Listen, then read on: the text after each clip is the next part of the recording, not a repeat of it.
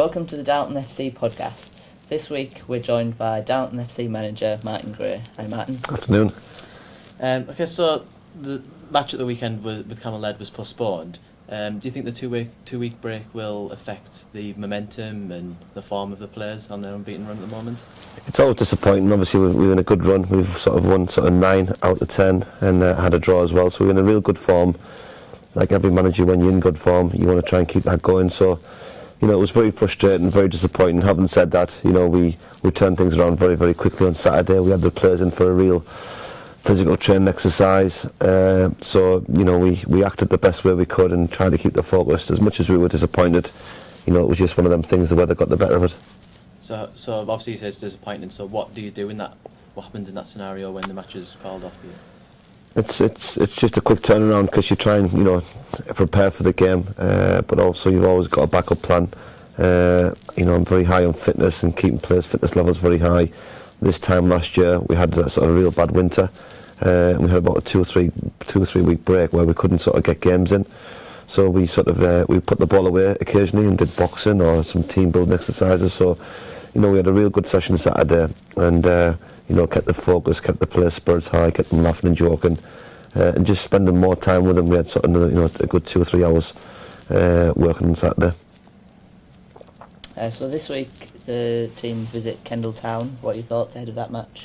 A tough game. The team that's sort of improved as the season's gone along. I know we beat them at home, but it wasn't as easy as sort of the result was as a 3-1 victory.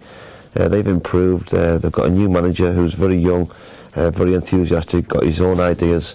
So it's a game that we're looking forward to. But also a game that we're going to do there. The pitch won't be the best. We went across there 3 weeks ago when it was called off. So we're prepared for a battle, and we've got to make sure that we sort of do that side of the game first and foremost, and hopefully our quality will come through. So do you have any injury or selection problems ahead of the weekend? No, everybody's fit, which is great. It's important to sort of challenge for a promotion that we need everyone fit, and we've got through the winter period where we had a lot of games, and we kept everybody on the pitch and touch wood through suspensions as well, out of suspension. So we've got a good squad to choose off for Saturday. And after the match against Kendal, you've got 2 crucial home games against Lancaster and Curzon Ashton. Are you tempted to rest any players for those games coming up? No, not even looking at them games. Kendal's the most important game for me at this moment in time. Let me get Kendal out of the way and then I'll talk about Curzon when I've done that, and that's how I work. I don't look at 3 or 4 games ahead. I have targets to set myself, but I treat every game as it comes, and the next game is the most important game. So your last home game was on the 4th of January and you don't have another home game till the 8th of February, so it's having quite a long break with no home game a bit an issue for the team? No, it's not an issue because we've picked up maximum points while we've been on the road, which has been really encouraging. To go away, it doesn't matter what level you play at, to win away games should be always more difficult, but we've been really good. We've played against 2 real tough teams, Harrogate Town and Ossett, on 2 horrendous pitches, and had a real grind the result out, and we did that ever so well. So we're looking forward to a home game, but we've got one more away game to treat first. And the Darlington currently have the best goal difference in Northern Premier League Division 1. So what do you think that says about the team? We do a lot of work on the training ground. We don't just turn up for a Saturday and hope it happens. We in tonight, we'll train till 9:15 tonight with the team, prepare, we'll go through all sorts of what we expect from our team, from scoring goals, closing down from the front, to defending as a team from the front.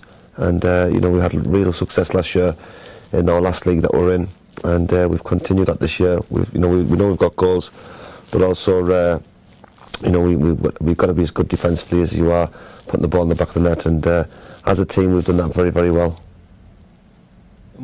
And what do you think the chances are of catching the leaders and getting promotion this season? As it was in the first game of the season, it was always going to be a different season. Everyone said we're going to run away with the league, and that was very disrespectful to the league. The league's a tougher league, better teams, better managers, better organisation, higher standard. So there's no way that you're going to go get 123 or 126 points again. Having said that, we've put ourselves in a real good position to challenge for the league and also challenge for the playoffs. So it's important that we stay in around where we are now. You must be delighted with the team's form of late, but do you see any comings and goings in the coming weeks? No, we've got a very settled squad. As a manager, you're always looking to try and strengthen the squad. But at this moment in time, there's got to be the right player, because what we have, we believe, is a very strong squad, and it's got to be players that can make us better, and they're hard to find at this stage of the season. Any team that's got good players want to keep hold of the better players. So, but we are aware of what we need to do to go forward, and we've got to make sure that the players that have got us where they've got us, get us across the finishing line now. How important do you think it is having the link between your own academy and the youth teams at Darlington? It's vitally important. That's how the football club works. We work within 38 schools within the northeast of England, always looking to try and find the next future stars for our football club. I think that's very, very important that we sort of hands-on every day within schools, coming across young lads and girls as well, and improve them within the schools that we work in, within the academies that we have within schools, to come through to our college team, which is through Darlington Football Club, and which we run the BTEC course, level 2 and level 3. We're trying to find the next future Darlington youth team, under 18 players, within the schools and within what we do within our college here as well. And the club is currently appealing for investment as well. How important do you see that for the club's future? That's the only way the club can survive. Without investors, the club can only go so far. There's going to be something comes out, which I hope is quite exciting this weekend in the press, and I think that will hopefully reassure people where to invest the money, why to invest the money in our football club, and the right way to invest the money.